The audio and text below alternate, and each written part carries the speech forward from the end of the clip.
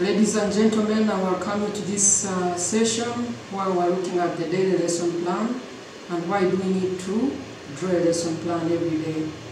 In the previous session, we looked at the importance of the lesson plan and we're going to continue with that. I'm Kawazira Dena, your host today and a teacher at Mountains of the Moon University. We looked at the importance of the lesson plan, the why daily lesson plan, and one of the points we're going to look at is that organization.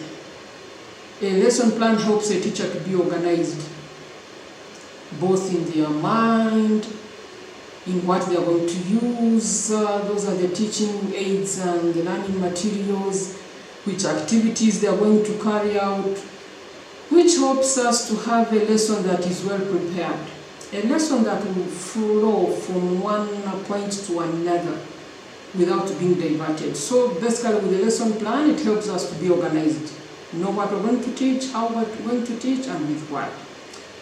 Furthermore, a lesson plan helps us to be focused. It's the same thing with organization, but we're more focused. We don't get diverted. If the topic is this one, this is what I'm going to carry out. If the daily activity for the student is this one, this is what they're going to do. If the teacher is supposed to take on this activity, that is what you do. You keep your focus. You don't get diverted. You're organized because you have a lesson plan. You're focused because you have a lesson plan. Then assessment. When you're going to teach, it is for sure, you must assess. As teachers, we can't teach without assessing. Why do we need to assess? Because we need to check if we have achieved our objective. If you have a lesson plan, it will help you on what you're going to assess, or even plan how you're going to assess the students. Are you going to give an assignment immediately in class, or are you going to give a final exam? With the lesson plan, all those things are there. We know what we're going to assess, how we're going to assess, and the scores will give. Is it out of 40? Is it out of 60? Is it 5 out of 10? Basically, the lesson plan helps us in assessment. How do we monitor the progress? Are the students achieving their objectives? Remember the end of the lesson plan structure, which I'm going to share with you at the end of this. Every lesson plan must have a self-evaluation. And in the self-evaluation, what are we putting there? Lesson carried out successfully. Lesson was unsuccessful. I don't know if you can rate that one, but usually if it's unsuccessful, you rate it there. How do I know if it's successful or not successful? It's through assessment. If I'm teaching, my objective is this one.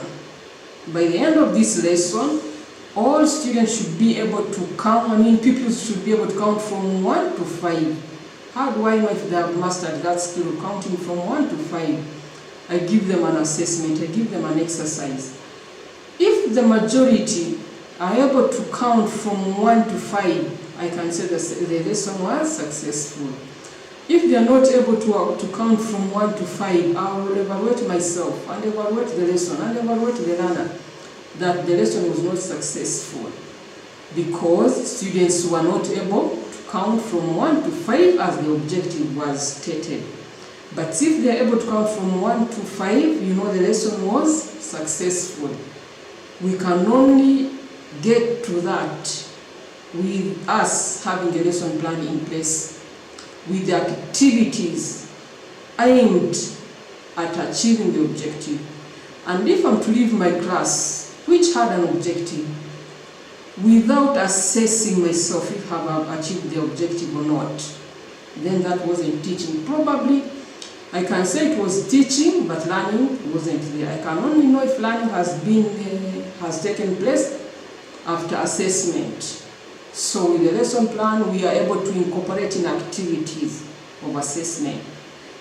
After explanation, then I give students an assignment. I'll give the learners an assignment and then be able to assess them. And when you assess the students, you're able to know the points of weakness. All those are covered in the lesson plan. Like I told you, there is a section for self-evaluation. You cannot give a self-evaluation a positive one, a genuine one, unless you have carried out an assessment especially. If you're to give, usually we say self-evaluation, but it must be meaningful self-evaluation.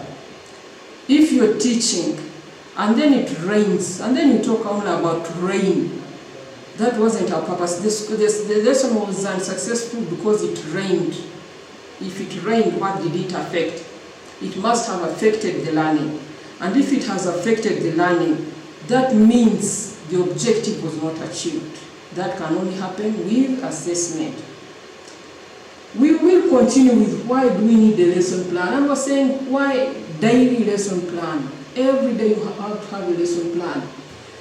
It's a point of reflection. If I'm planning, I have all the activities I'm going to carry out. I carry the activities out in the class. Then at self-evaluation, I check the learners, because when we're teaching we keep asking questions to test if learning has taken place. Or we can give an exercise which we can assess immediately in class. Or we can give an assignment which the students or pupils or the learners can take home and come back, maybe give us the answers. Then I'm able to know the effectiveness of the teaching with the lesson plan. If the students are able to count from 1 to 5, our objective was by the end of this lesson, pupils, learners should be able to count from 1 to 5, talking about lower class. If they're able to count from 1 to 5, that means the lesson was successful. To myself, I would say the teaching was effective, well conducted. That can happen with a lesson plan because all those activities are planned for. Like communication, we're talking about communication. Like a scheme of work, it communicates to the stakeholders, different stakeholders. You're not there just coming checking your file and see the lesson you handled, like how we are doing school practice, how we check our students, our learners or the student teacher. We look at the previous lessons. It can communicate to me. I'm like, this lesson was well delivered, this lesson was not taught. How do I get to know? I look at the activities in the lesson plan. You're teaching geography, you have these activities and you carry them out properly, the steps were well followed. It doesn't mean that I have to be in your class to know the effectiveness or the success of the class. I can look at the lesson plan, it will communicate to me. It's a tool, it's a talking tool. We can conclude by saying that in overall, a lesson plan is very essential. It is a must. It's not a thing that you can do or not do. When teachers are in the field, they bring in this issue of actualization. They're like, I know how to teach. So if I've taught for 10 years, do I keep doing a lesson plan every day? I have a lesson plan drafted in my head, but that's not the point. Because they said the importance of a lesson plan is to guide us. The importance of a lesson plan is to communicate to other stakeholders. So if you have a lesson plan in your head, how will it communicate to me? A lesson plan is a must tool for all teachers. We cannot afford to go to a class without a lesson plan. If we go to a class without a lesson plan, we're likely to meander. If I came to your file and checked that the scheme of work is 15 weeks, and then I check this, the lesson plan, the file for lesson plans, I find you have delivered 6. To me, I'll say you delivered only 6 lessons, but you say, there are 2 other more lessons that I delivered, but they didn't have a lesson plan. That's why I was saying you must have a lesson plan. Let us have it as a good practice to have a lesson plan. We will move more to a lesson plan. We are looking at the division of the lesson plan. How is the lesson plan drawn? Which sections does it have? The scheme of work, we saw the sections it must have. At the end of this presentation, I'll show you a picture of the lesson plan. I'll show you one for a scheme of work. I wanted you to draw it. Remember, it's our assignment to draw a scheme of work, but at the end of it all, I'll show you. How is a lesson plan? How does it look like? Which parts?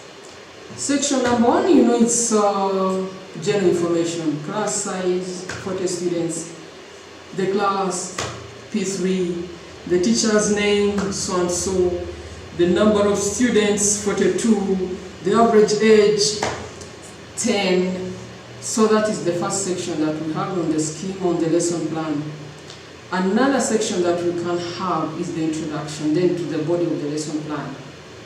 It can have we can say the first section has the background information, the teacher's name, the school, the teaching aid, the teaching method you're going to use, and other details like I mentioned, the class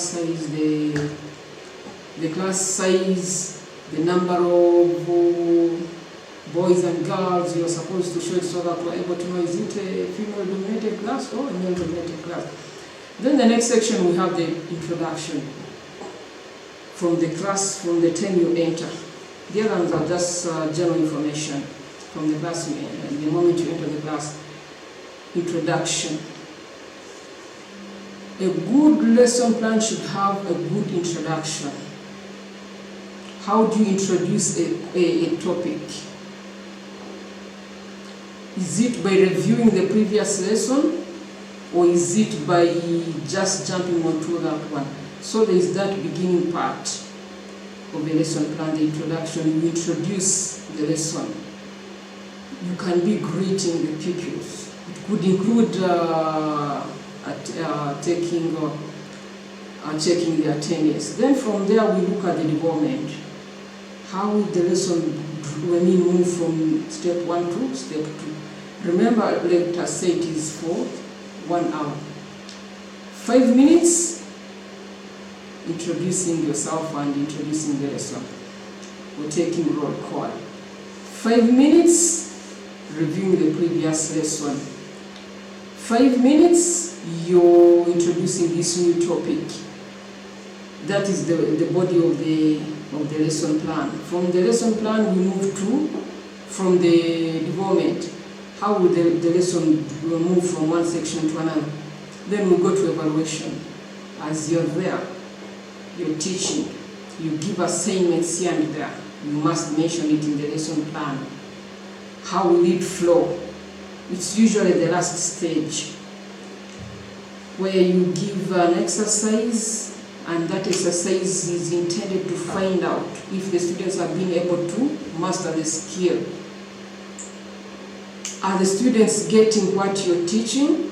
How do you get to know? You give an exercise. If you don't give an exercise, you just throw in questions here and there, but within the topic. That is the stage number 3. We have introduction, we have the lesson development, we have evaluation. Then you have a summary. All these ones are written down on the lesson plan, the parts of the lesson plan. It's kind of a brief review of the whole lesson. Ladies and gentlemen, today we studied this and this, and it has these sections, it is about this and this. You review, you give a summary. And this summary can also be informed by the evaluation stage. At evaluation, what did you find out? Have the students mastered the skill, or they haven't mastered the skill? So you give a summary, emphasizing the points that you feel that the students did not master. Then sometimes we can give an assignment to take home. If we don't give it that they take it home, you can give an assignment and say, ladies and gentlemen, or my learners, do this assignment. You can even choose to mark from there. So I'm looking at the sections and the actual action, what we do. There is a section for assignment. We give them the assignment, we can mark it in class, or the students will take it home, or they bring the school, so the books for them. So we can say these sections, we are portion time. And how you apportion time is very important for each section. It will depend on the content Does it require us to spend much time on evaluation, or it requires us to spend much time on summary?